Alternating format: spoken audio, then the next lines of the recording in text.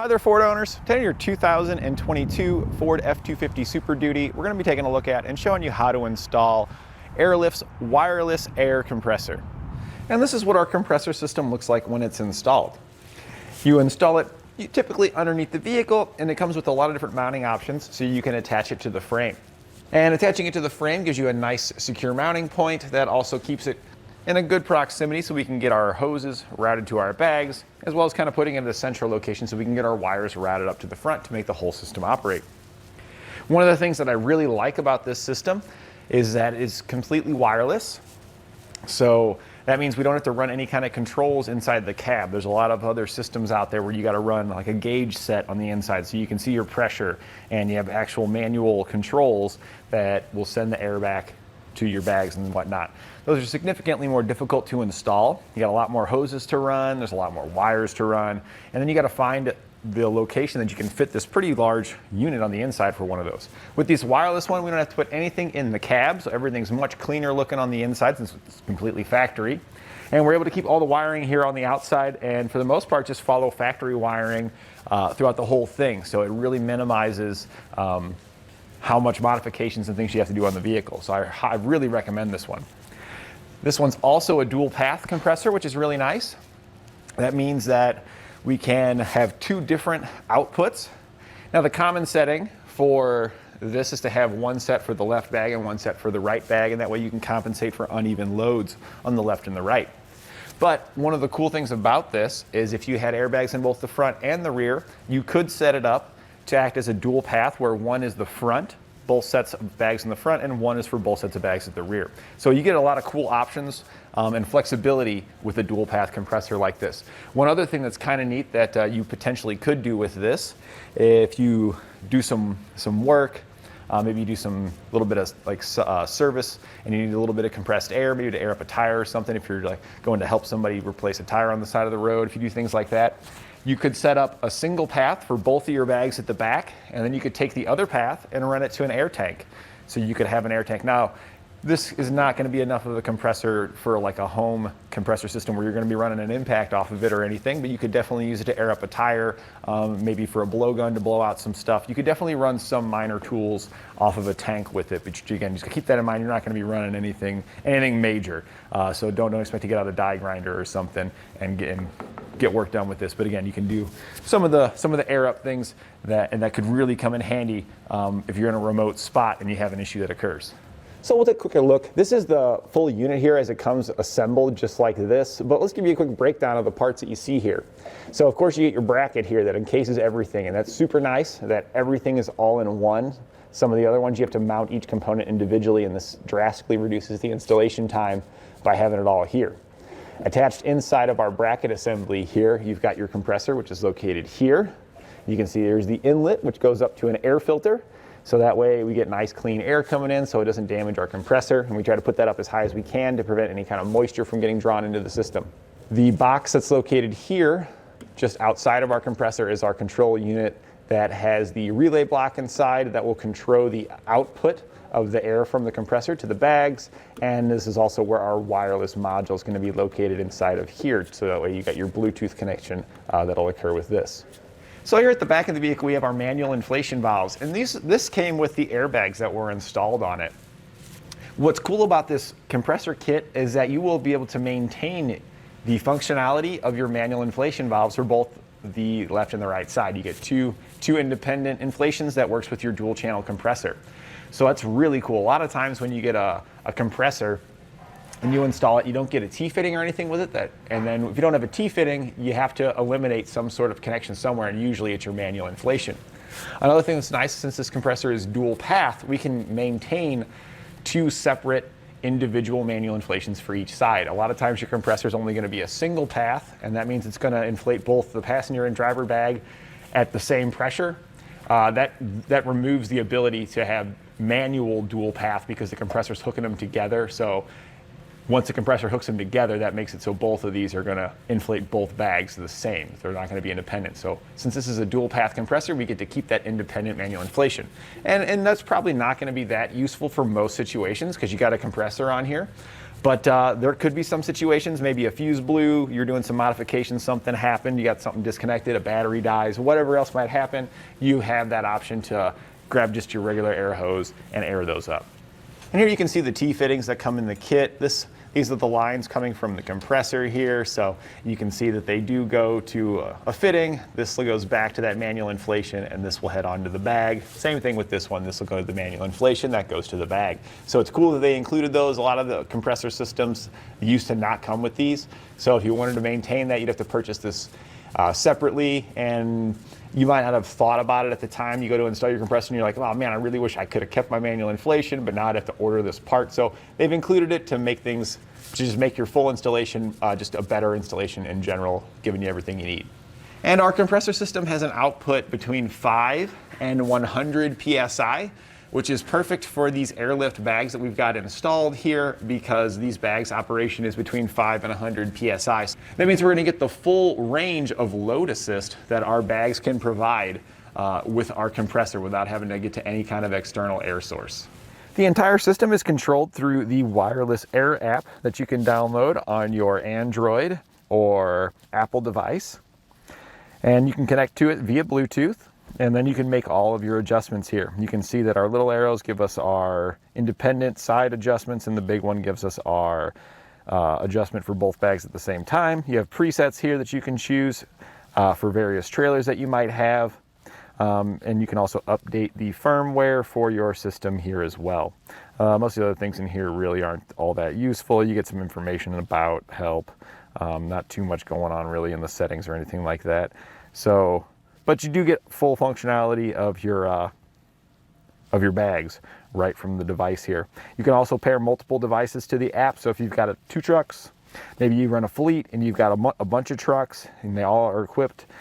If we go here to devices, well, it would come up with a number on there. Right there, there's our number. So you could use this number to tie that to the truck that has that installed, so you know which one's for which truck. So now that we've covered some of the features of the app and of our system here, I would say that this is probably one of my favorite compressor systems. The installation process is by far one of the easiest, with everything being integrated into the one bracket that just has everything there. The harness that it comes with is perfect as the amount of length of wire you get. I've never had an issue with this on any truck I've put it on, having enough wire to reach my compressor. Even when I install a little bit further towards the rear, there's plenty to get up to the front.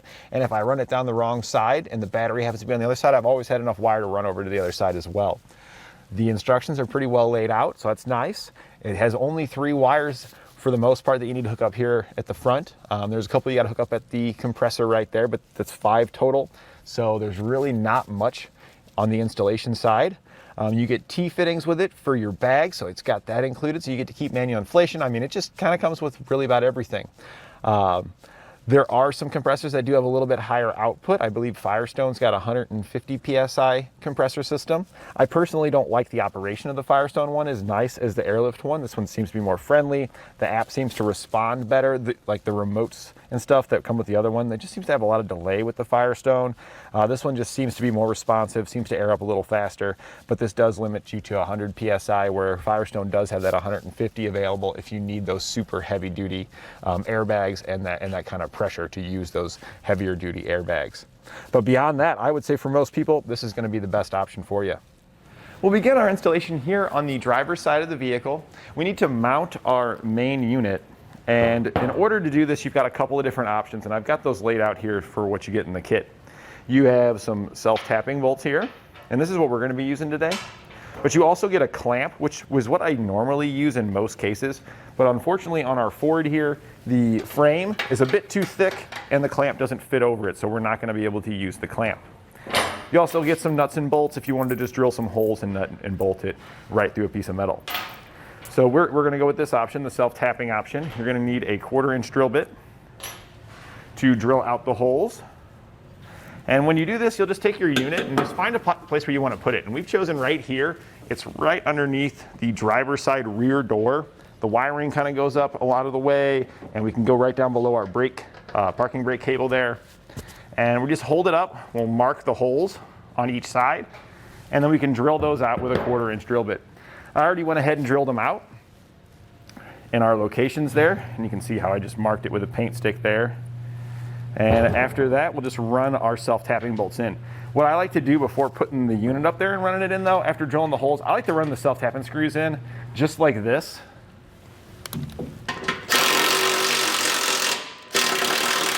And then back out. What that does is it makes the threads in the frame there for your unit. It just makes it a little bit easier to install it while trying to hold this thing up here. It's not super heavy, but it's a little bit awkward, you know, if you're trying to get a bolt started and there's no threads. That way we can make threads and get a bolt started. And I already did the same thing on this other hole, so I'm gonna just thread that in there.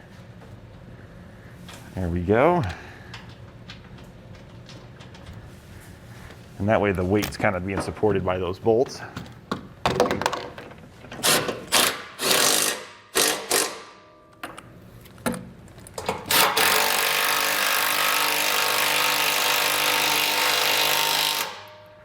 All right, and we used a 1/2-inch socket to tighten down the self-tapping screws. All right, so now that we've got our unit mounted up, we need to start wiring it in and getting our hoses run for our airbags. So that's where we're gonna start, is we're gonna start with the hoses from the airbags. We're gonna route the lines from here to there. You are gonna wanna use a set of hose cutters with these, so that way you can cut it properly to get a nice square cut to work with the quick connect fittings here on the unit. So this is the airline hose that comes in your kit, and here's a set of hose cutters. I just wanted to show you why you want to use it. If we look at the end of this here, it's not very clean, and it needs to be clean and square to seal properly. So I'm going to cut it wrong just to show you what an incorrect cut would look like. And we can see it's kind of got an angle there, it's kind of bent. We want to have a nice clean square cut, so we're going to go perpendicular to our blade, and then it just glides right down through it, and you can see how clean that cut is there. And it's at a nice 90-degree angle to itself, so that's gonna seal properly inside of our unit. So we can go ahead and poke this into the fittings and then route our lines back. So here we have our two lines. I did pretty much cut the lines in half that comes in your kit, because you're gonna have to run two, one for the passenger side and one for the driver's side. So I've already gone ahead and cut those, and then I routed them. I taped the one for the passenger side, so that way I know when I get over here which side is the passenger side. So if you are going to do that, I do recommend kind of just taping them, just so that you can easily identify the line. We're going to poke the passenger side line into the top quick connect fitting, and after you poke it in there, I always like to give it a pull to make sure that it's fully seated, it's not going to come out of there. And then we'll take the other line that we're routing for the driver's side and poke that one in there.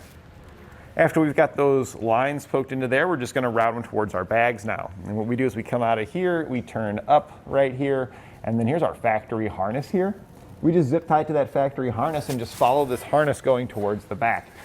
It does kind of go behind here a little bit, so we did have to poke it behind there. There wasn't quite enough room for me to fit both of the lines through there, so one of them, when I went through, I actually brought it right back out and just zip tied it here and then went back in, and that'll be fine as well. And then they just kind of go over top of the frame. They come down about right here, because we need to get by this thing here, so that's why they come down. And then we just go down the side of our fuel tank there to get over towards our bags. So here we are now underneath the vehicle, and this is the axle going across. This is our driver's side bag. There's the fuel tank, and here's the lines that come around the side of the fuel tank where we had run them. The passenger side line, we connected right in to the airbag here using the T that comes in our kit. And this is the passenger side airbag over here. And this is our driver's side line here. I haven't hooked this one up yet, so I can show you how to hook it up. So for this one, to hook this one in, the first thing you'll want to do is, if you have air in your airbags, you want to drain all that air out. You can just take a screwdriver and push it into the fitting, your air fitting, to drain the air out of it. That way when you go to cut these lines, it's not going to poof air at you, which could potentially be dangerous depending on the pressure. So now that we've drained the air out, we know this is our driver's side line. We're going to be adding our T right here into the driver's side airbag, because this line just goes up here and it goes right down into the airbag. So that way you can identify this is the driver's side bag. So we're just going to come up here with our hose cutters. And it's important that this is also cut nice and square.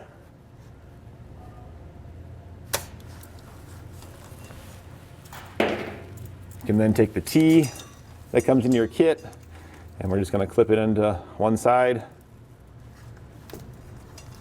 Make sure it pokes all the way in. Grab our other side, poke it into that side. And again, we need to make sure it's all the way in there. There we go. I always like to, again, tug just like we did at the other side to make sure that they're not going to come out. That all looks good.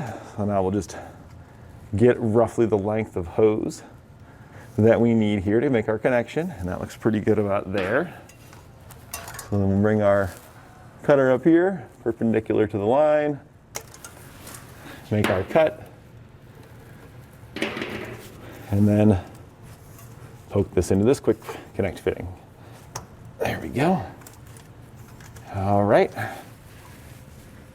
So now we've got both of our lines hooked up here. And I did zip tie these along the way. You get zip ties in your kit, so you want to make sure you keep everything secure and out of the way from anything that's moving or excessively hot. So I always like to follow factory wiring if you can. Just zip tie it to that factory wiring, because that factory wiring is already routed in a way that's going to avoid anything that's going to potentially damage it. So we're good here. We can head back to our unit now and start wiring it up.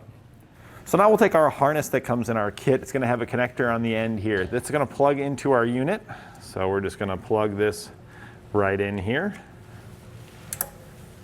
Press in the lock tab to lock that in place.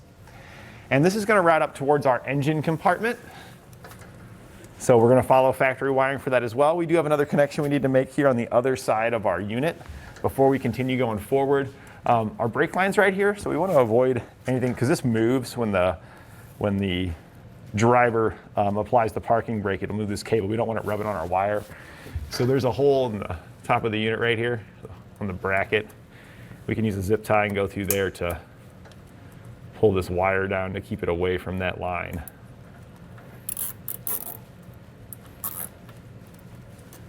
So now if we follow our harness down here, we did zip tie it up here to the factory wiring, but you'll see you have a black and a red wire that's coming off of it. That's not too far from where our connector was. And that'll lead us right here, basically just to the other side of our unit.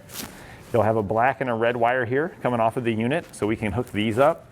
I twisted them just to help keep them together. It's not necessary. It just helps keep things a little cleaner. And we're just gonna hook red to red and black to black. So you'll notice you have a ring terminal on here and a spade connector.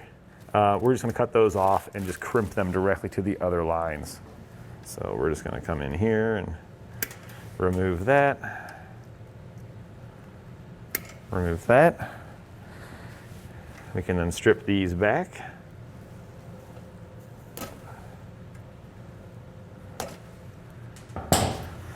And we're going to strip back the wires on the other side that we're going to be connecting them to. Now that we've got them both stripped, we can start making our connections. And again, it's just going to be color for color, red to red, black to black.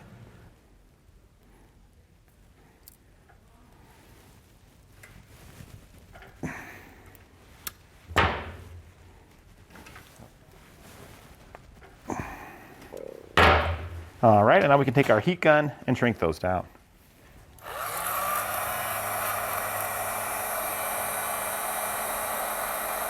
All right, and so the next thing we're gonna do before we finish routing the wire forward and stuff, while we're down here, we might as well install our filter, save us a little bit of legwork.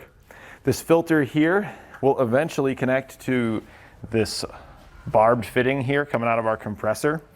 You'll get this fitting in your kit, and that'll thread onto the filter.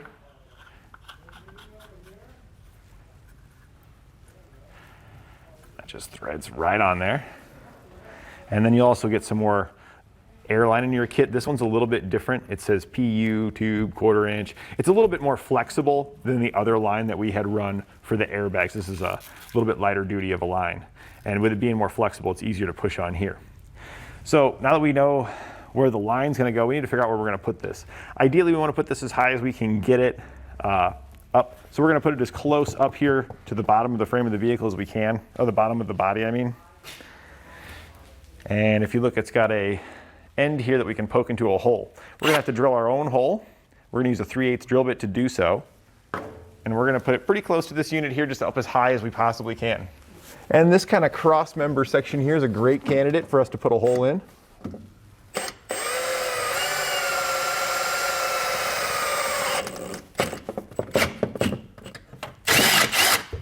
There we go, we got our hole drilled. Double check our component will fit in here. It's a little bit tight. We might want to step up our drill bit size just a little bit more. So here you can kind of see the grooves. It wasn't quite making it past squeezing this in just yet. So we're going to step it up. Probably just move up one size on our bit, maybe two sizes, and then we'll try pushing this back in there. There we go, and that clicked right in there. That should hold well. We ended up going to a 13/32, which is two sizes up if you're going in 64 increments from our 3/8. All right, now that we've got her mounted, we're just gonna push our hose on there. I'm using a little bit of silicone spray to make it easier. Another thing you can do to make it even easier is you can get some fairly hot water and stick this down in it to warm it up, make it a little bit more malleable if you're still having trouble. And you don't need to have it all the way pushed up on there. As long as you get a couple of the barbs on there, that'll be good to go. So that's fine right there. And then we're gonna tuck this around the factory wiring here to keep it away from that parking brake cable. A little something like that. Looks pretty nice. And then that should be plenty of line there to make our connection. So we'll trim off the excess. And we're using these special cutters once again to give us that nice clean cut. That just makes it a lot easier to push onto these barbs. It's not as critical as it is with the quick connects, but it does make it a little bit easier on you. Okay, and now we have our filter hooked up. All right, we've pretty much wrapped up everything here as far as our connections at the unit and our airbags at the back. We just got to start going forward now. So we're taking our harness and we're going to follow this factory wiring all the way forward. Just zip tie it along the way. You can use those zip ties that come in your kit and just keep on following. Once you get here to your fender liner, you can actually just kind of peel this out some, and we just poke it right up on top of here and zip tie it to there. This is close enough right here that we can reach down from inside to grab this and pull it back up the rest of the way. So we're on the driver's side here. We're now in the engine compartment. I was able to just reach down and grab that wire and pull it up.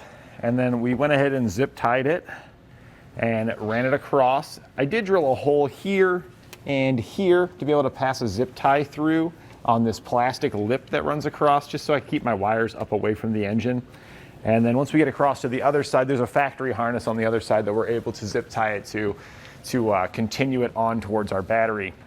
And over here is where we're going to finish making our connections. We've got our 3 wires here to connect to our battery, as well as our trigger wire for our ignition source, which we can get from our fuse box right there. So now we'll start by hooking up our ground, since that's the first one right here. So we'll just separate out the black wire. That's our ground. We'll come back to those guys here in a minute. We're gonna hook right to this stud right here, so we can go ahead and get rid of some of our excess. I always like to keep a little bit of excess, so we'll do something like that, just so we got something to work with in the future. And we'll trim off the rest.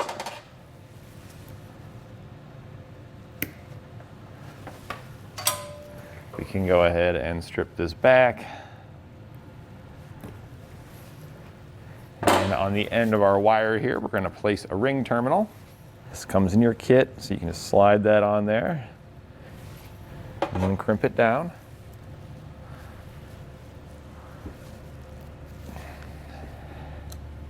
There we go. And now we'll make our connection to our battery post here. So grab a 10mm socket and you can zip the nut off here.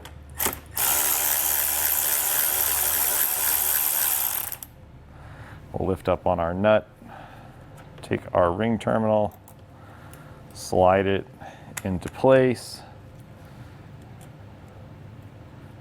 and reinstall the nut.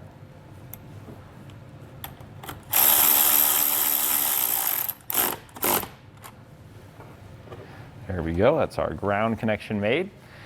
Now I'm going to do the same thing with our positive wire, but we are going to place a fuse harness in line first before we connect it, so that way it's not connected directly to positive. So we will go ahead and prep our fuse harness here. One side's going to get a ring terminal, and the other side's going to get just a regular old heat shrink butt connector. Both of those come in your kit, and you may or may not want to strip back a little bit more. They come pre-stripped like that. I was able to just pull it off, but I think I'd like to have just a little bit more wire poking out there. We can slide it into our ring terminal,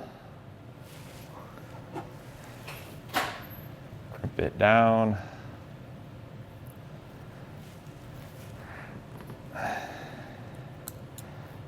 And then over here on the other side, very similarly, strip back just a little bit more. And now we're going to place heat shrink butt connector on this.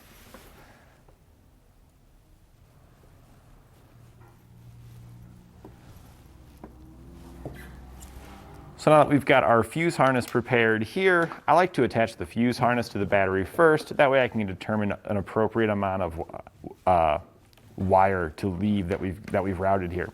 So we're going to go ahead and zip off that stud nut right there with our 10 millimeter once again.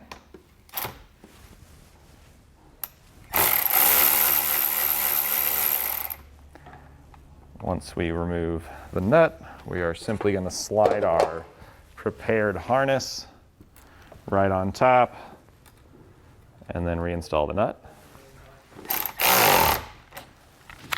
And then we can kind of give that a little bit of a bend there. Bring our excess over. So after we kind of line it up, we can see that this is a pretty decent amount of wire right here. We'll trim off the excess. We can then strip back our red wire here. And we're going to crimp it right into our fuse harness here.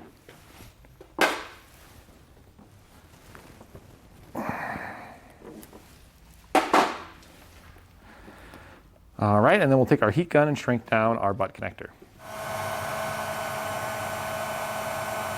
And now lastly, we need to hook up the pink wire, which is our ignition source signal to the system to let it know, hey, you've turned the key on, you started your vehicle. That way it wakes up, it double checks its pressures, and it adjusts as necessary. Because if it was like here in Missouri, it can be 60 one day and 32 the next, and then back up to 60. That 32-degree day, the air pressure is going to go down inside of your bags and everything else because pressure goes down when temperature goes down.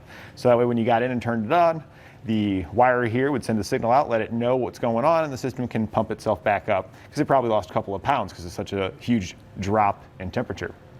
So we're going to hook it into a fuse that's located here inside this fuse box that is powered on only when the ignition's turned on. So we can open up our fuse cover here to access our fuse, press in on the tab, lift up on it, and then the back of it, we're going to pull the whole thing off.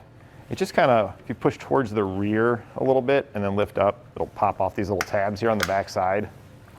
Right there, and then we can get that completely out of the way. The fuse we're going to access is the 5-amp fuse located here. When you tap into a fuse, it's important you know which side of the fuse is the power side of the fuse, and you can check that with a test light by just poking down into the fuse slots there, turning the ignition on and see when the light lights up. I've already checked it. I know it's the rear pin here, the one towards the rear of the vehicle is the one that's hot. You have to pull the fuse in order to check it, because if the fuse is in there, it's going to pass through the fuse. You're going to get a reading on both sides of the fuse. So we know it's the rear one. That's the side we need to make sure we put our fuse tap on. So here's the tap that comes in your kit. It's got a spade terminal on top and a small slit with some 90-degree bends in the bottom. This is designed to fit around the fuse. So we're going to grab our fuse, slide one of the legs through, just like that, and that way we've got our spade terminal on top to attach to. The leg that we put this on is our hot leg, so we need to make sure when we reinstall the fuse, you've got it in the correct orientation for that to be hot. And now we'll just poke that down in there.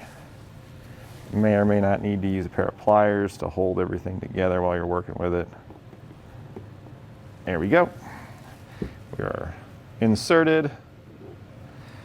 Now we can take our fuse harness here, we can pull these back, and they actually did a nice job there stripping. So there's plenty there to access. We may actually have to remove some of the material here. Yeah, we're going to actually remove a little bit because we don't want to have any exposed wire sticking out the back. So this time we're going to trim a little bit off of our fuse harness. So we've got less there. Here we go.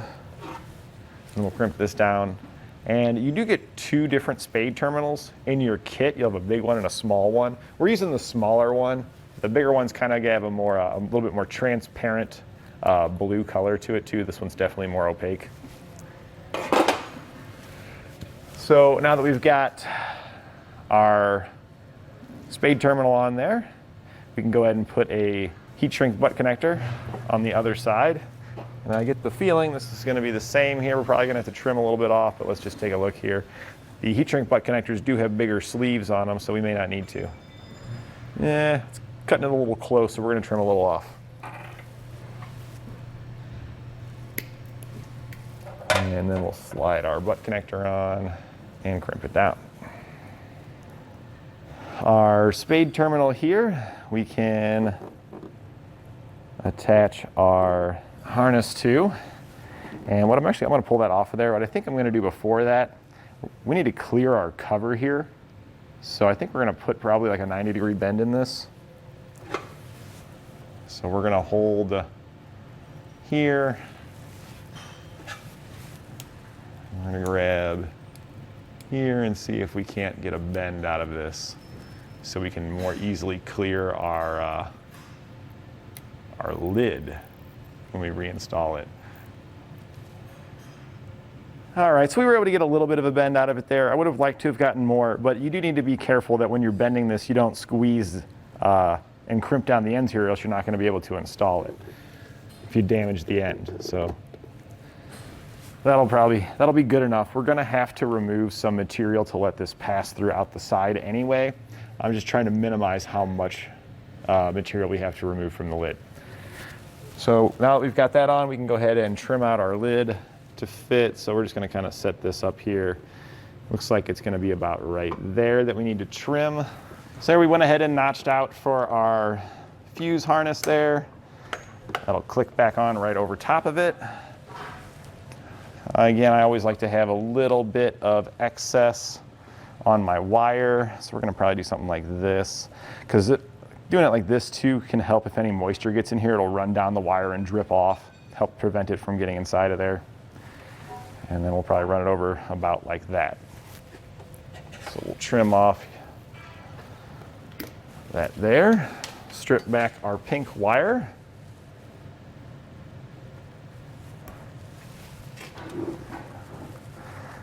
All right, and now we'll just grab our heat gun once again and shrink that down.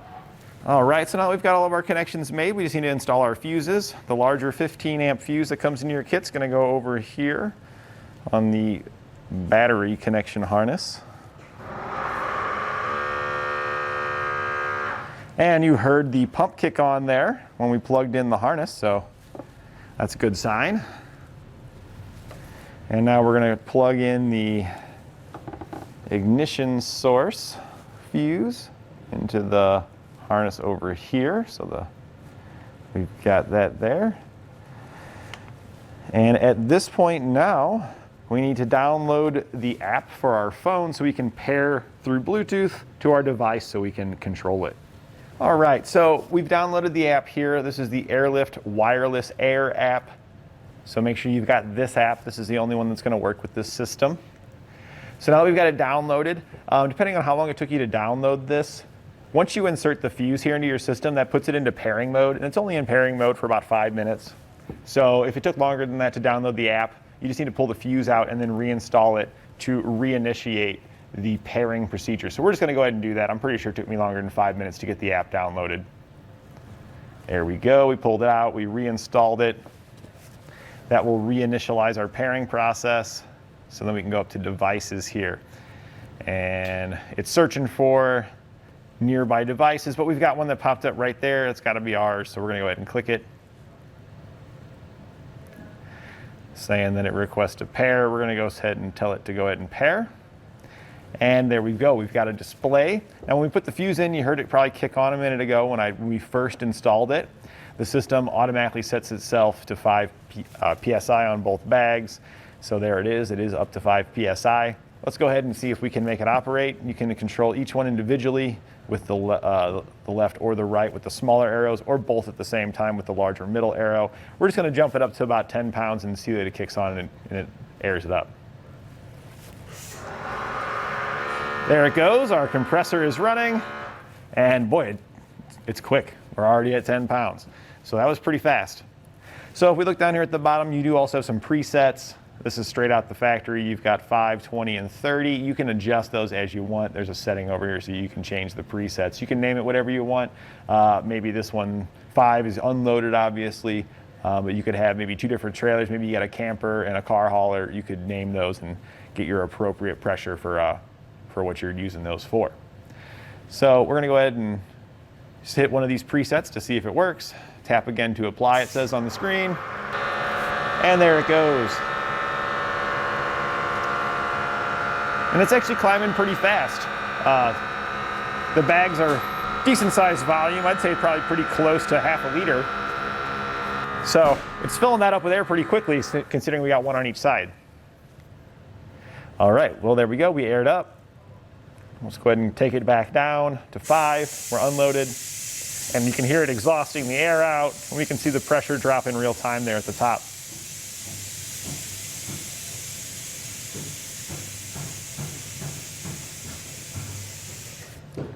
And there we go. Now, one of the things that's cool about this system is that it's a dual path, so we can do left and right individually. So if you've got some uneven loads, you can go ahead and compensate for those. I feel like in most situations in your truck here, you're probably not gonna need to do that, but it's nice to have the feature. All right, now that we've got our app installed and everything, we verified that the whole system's working. We only have one more step really left. I wanna go ahead and air these up. I put about 40 PSI in them, and then we're just gonna spray each fitting here and just verify that we don't have any leaks. We're looking for the presence of bubbles, and not like these little tiny white bubbles you see here and around there. We're looking for bubbles that are constantly being produced by air escaping from our system. So I don't see any here, so we're good. We're gonna go head on back and check those T-fittings and stuff, spray all of your connection points just to make sure we don't have any leaks. And that completes our installation of Airlift's wireless air compressor on our 2022 Ford F250 Super Duty.